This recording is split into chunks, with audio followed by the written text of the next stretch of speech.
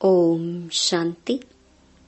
10 जुलाई 2026 बाबा के महावाक्य है। मीठे बच्चे, बाप आए हैं तुम बच्चों की अविनाशी ज्ञान रत्नों से झोली भरने। यह एक एक ज्ञान रतन लाखों रुपयों का है। प्रश्न: गुप्त दान का इतना अधिक महत्व क्यों है? उत्तर: क्योंकि बाप तुम्हें अभी गुप्त ज्ञान रत्नों का दान देते हैं। इसे दुनिया नहीं जानती। फिर तुम बच्चे इन ज्ञान रत्नों का दान करने से विश्व की राजाई ले लेते हो। यह भी गुप्त है, ना कोई लड़ाई, ना कोई बारूद आदि, ना कोई खर्चा। गुप्त रीति से बाप ने तुम्हें राजाई दान में दी, इसीलिए गुप्त दान का बहुत महत्व है। डबल ओम शांति। एक शिव बाबा कहते हैं, एक ब्रह्मा दादा कहते हैं, दोनों का स्वधर्म है शांत। दोनों ही शांति धाम में रहने वाले हैं। तुम बच्चे भी शांति धाम में रहने वाले हो। निराकार देश में रहने वाले आए हो साकारी देश में पार्ट बजाने, क्योंकि यह ड्रामा है ना।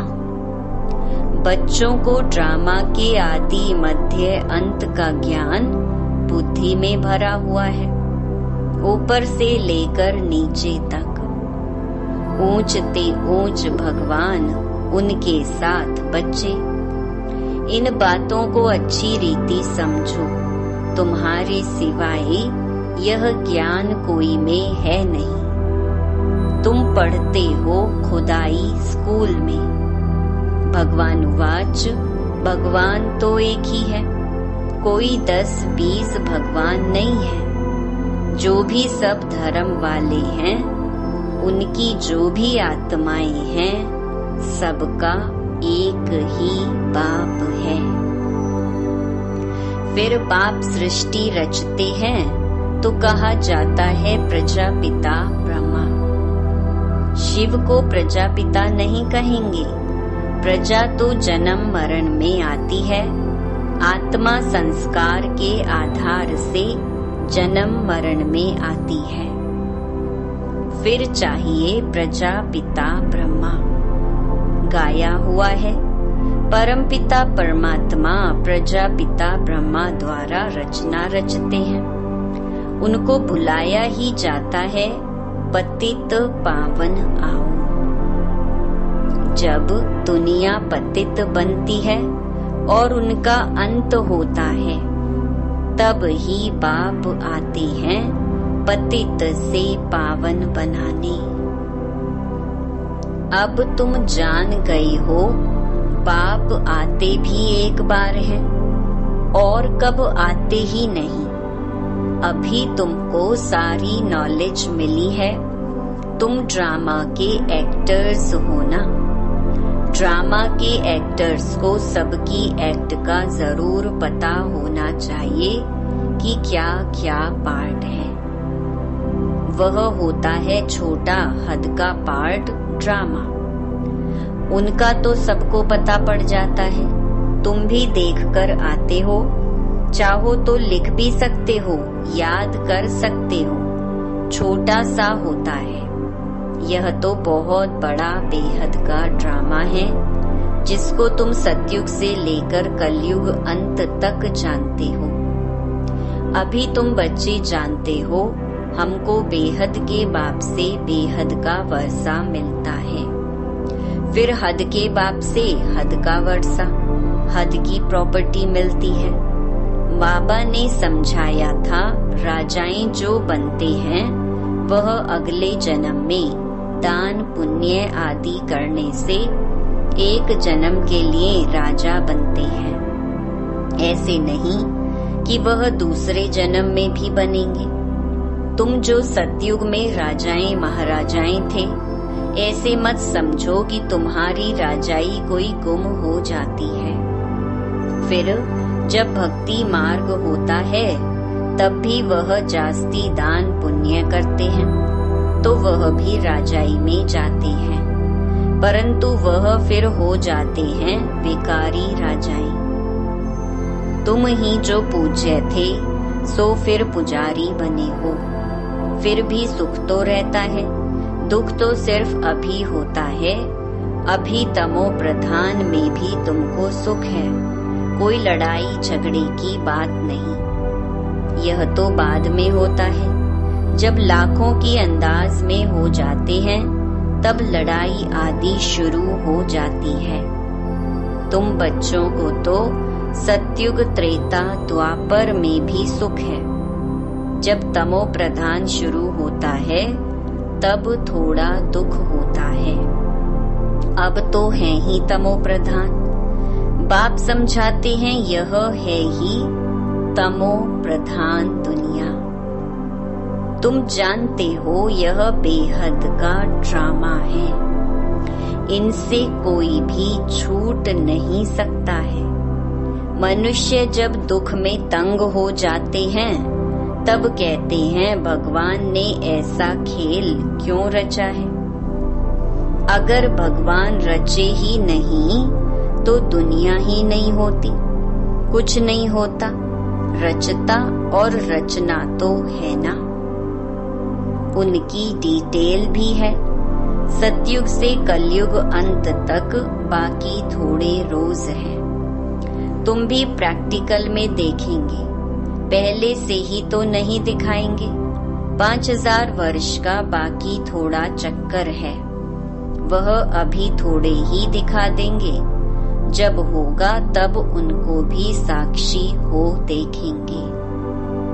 जो होना होता है वह कल्प पहले मुहाफिक होगा। यह तो देखते ही हो तैयारियां हो रही हैं, विनाश तो होगा जरूर। सबकी तैयारी हो रही है, वह ड्रामा में पहले से ही नोंद है। विनाश जरूर होगा। अब तुम बच्चों को बाप समझाते हैं, तुम्हारी आत्मा जो तमो प्रधान बनी है उनको भी यहाँ सतो प्रधान बनाना है। यह तुम अभी समझते हो। बाप गुप्त आते हैं, गुप्त ही तुमको ज्ञान दे रहे हैं। दुनिया में कोई नहीं जानते। गुप्त रीति तुम विश्व का राज्य लेते हो, कोई भी आवाज नहीं। बिल्कुल ही गुप्त दान कहा जाता है ना।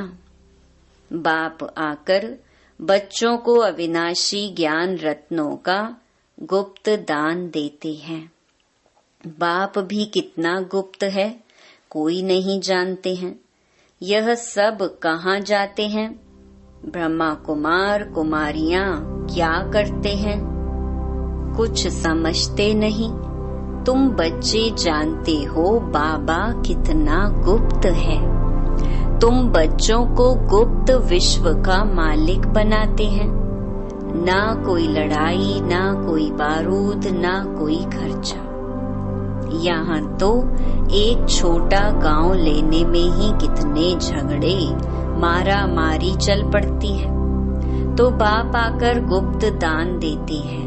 अविनाशी ज्ञान रत्नों से तुम्हारी झोली भरते हैं। कहते हैं भर दो झोली शिव भोला भंडारी।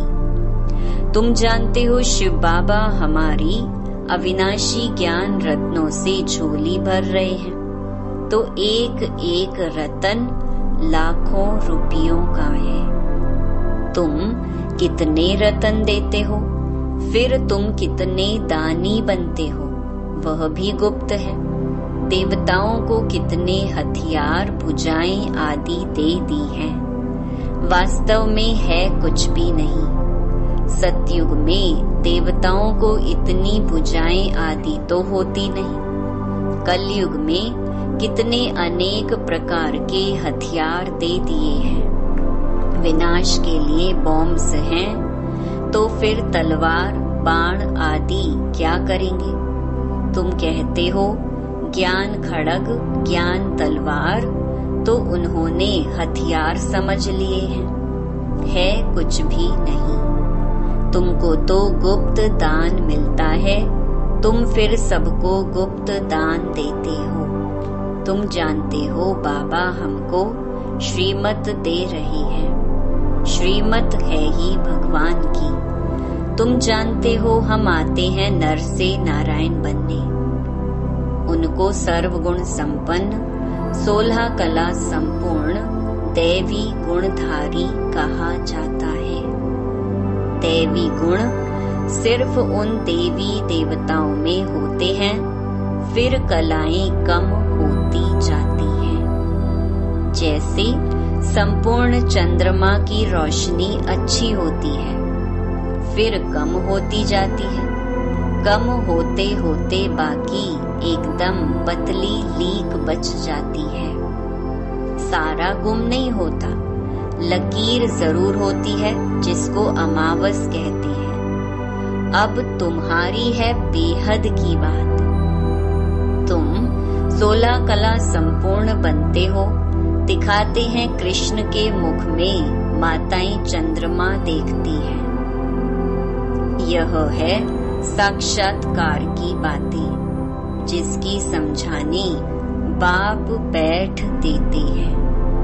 अब तुमको संपूर्ण बनना है। माया का संपूर्ण ग्रहण लगा हुआ है, बाकी जाकर लकीर बचती है। सीढ़ी उतरते आई है, सबको सीढ़ी उतरनी है, तब ही फिर सबको वापस जाना पड़े। तुम तो अभी थोड़े हो, आहिस्ते आहिस्ते वृद्धि होगी। पढ़ाई में बहुत नहीं पास होते। तुम्हारे सेंटर्स भी धीरे धीरे वृद्धि को पाते रहते हैं। समय नजदीक आता जाएगा, फिर समझेंगे इन्हों में क्या है। दिन प्रतिदिन वृद्धि को पाते रहते हैं। अभी कहते हैं हमने समझा था, यह कहाँ तक चलेंगे, खत्म हो जाएंगे। शुरू में इस डर से बहुत भाग गए, पता नहीं क्या होगा। न यहाँ के न वहाँ के रहेंगे, इससे तो भागो। भाग गए, फिर उनमें से आते रहते हैं। बाप कितना सहज रीति से बैठ समझाते हैं। इन अबलाओं अहिल्याओं को कोई तकलीफ नहीं देते हैं। इन्हों का भी उद्धार तो होना है। कहते हैं बाबा हम तो कुछ पढ़ी लिखी नहीं है। बाप कहते हैं कुछ नहीं पढ़ी हो तो बहुत अच्छा है। शास्त्र आदि जो भी पढ़े हो वह सब भूल जाओ। मैं कुछ जास्ती पढ़ाता नहीं हूँ, सिर्फ कहता हूँ मुझको याद करो तो फिर बादशाही तुम्हारी है। बस तुम्हारा बेड़ा पार हो जाएगा। बच्चा पैदा हुआ और कहेंगे बाबा, बस वर्षे का हकदार बन जाते हैं। यहाँ भी तुम हकदार बन जाते हो। बाप दादा को याद किया और राजधानी तुम्हारी, इसीलिए गाया हुआ है सेकंड में जीवन मुक्ति। साहूकार लोगों का है पिछाड़ी का पार्ट, पहले गरीबों की बारी है। तुम्हारे पास आपे ही आएंगे। दलितों का भी उद्धार होना है, भीलनी का भी गायन है। कहते हैं राम ने भीलनी के बेर खाए। वास्तव में राम भी नहीं है, शिव बाबा भी नहीं है। हाँ, हो सकता है इस ब्रह्मा को खाना पड़े। भीलनी आदि आएंगी, समझो टोली आदि ले आए तो इनकार कैसे कर सकते हैं। भीलनी कणिकाएं ले आएंगी तो तुम भी खाएंगे। शिव बाबा कहते हैं मैं तो नहीं खाऊंगा, मैं तो अभोक्ता हूँ। तुम्हारे पास आएंगे सभी। गवर्नमेंट भी मदद करेगी कि इनको उठाओ। तुमको भी ऑटोमेटिकली प्रेरणा होगी, बाबा गरीब निवाज है तो हम भी गरीबों को समझाएं। भीलनियों से भी निकलेंगे। इतना बड़ा झाड़ है, इनमें एक भी देवी देवता धर्म का नहीं रहा और सब धर्मों में कन्वर्ट हो गए हैं। अब बाप कहते हैं जो भक्ति करने वाले हैं उनको समझाओ। तुम देख रहे हो सैपलिंग कैसे लगता है, ब्राह्मण कैसे बनते हैं। जो सूर्यवंशी चंद्रवंशी देवता बनते होंगे वही आते जाएंगे। एक बार भी सुना तो स्वर्ग में जरूर आएंगे।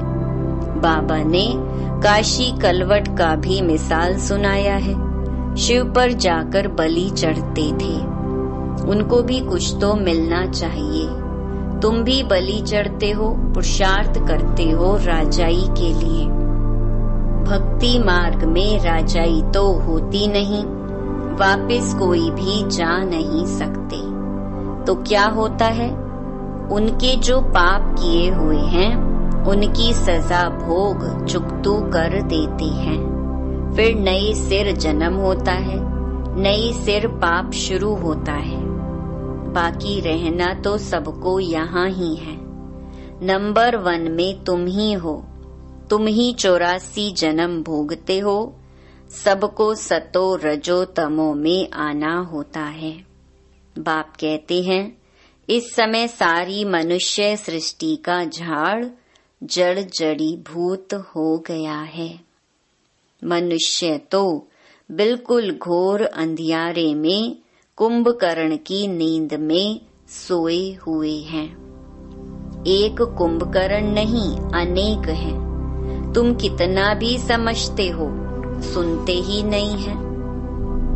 जिनका पार्ट है वह पुरुषार्थ करते हैं और वही मात पिता के दिल पर चढ़ते हैं।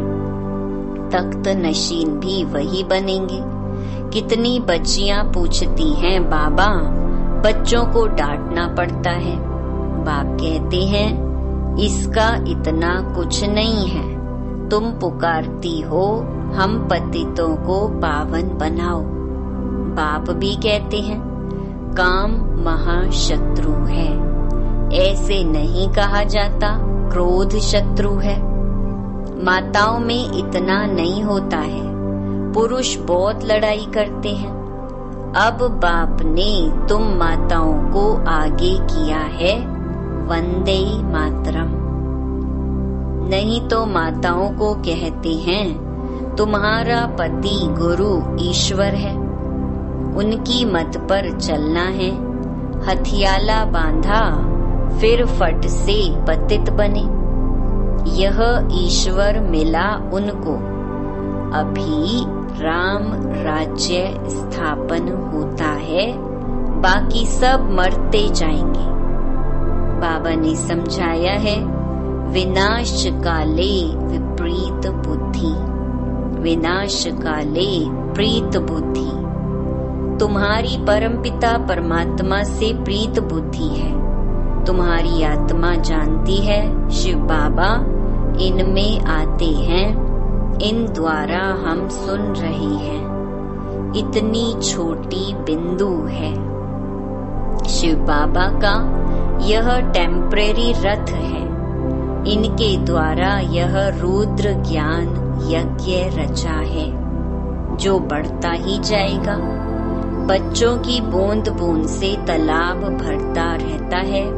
बच्चे अपना सफल करते रहते हैं क्योंकि जानते हैं यह तो सब कुछ मिट्टी में मिल जाना है, कुछ भी रहना नहीं है। इतना तो सफल हो जाए। सुदामा का भी मिसाल है ना। बच्चियां बाबा के पास चावल मुट्ठी वह 6-8 रुपया भेज देती हैं। वाह बच्ची, बाप तो गरीब निवाज है ना। यह सब ड्रामा में नूंद है, फिर भी होगा, बांधे लिया है। बाबा कहते हैं भाग्यशाली हो, शिव बाबा का हाथ तो मिलाना। एक दिन आएगा सब आर्य समाजी आदि भी आएंगे। जाएंगे कहाँ? मुक्ति जीवन मुक्ति की हट्टी तो एक ही है। सजाएं खाकर सबको मुक्ति में जाना है। यह है कयामत का समय। सब वापस जाएंगे। यह है साजन की बारात। कैसे बारात जाएगी वह भी साक्षात्कार होगा। तुम्हारे सिवाय और कोई देख ना सके।